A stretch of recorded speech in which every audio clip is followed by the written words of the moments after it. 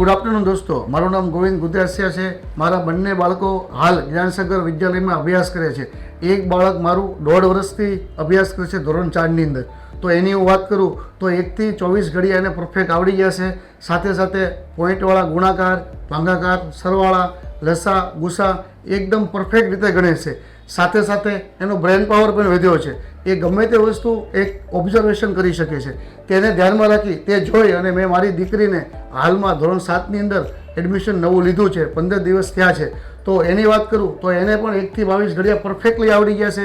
સાથે સાથે લસા ગુસા આસાનીથી ગણી શકે છે. સ્પેશિયલ કેર પણ કરવામાં આવે છે. પ્રિન્સિપાલ શ્રી એને બોલાવી અને પૂછ્યું, બેટા તને બધું ફાવે છે ને, ટીચર જે બોલે છે તને આવડી જાય છે ને, તું સામે ચાલીને એને પૂછે છે ને, કંઈ તકલીફ હોય તો તું મને કહેજે.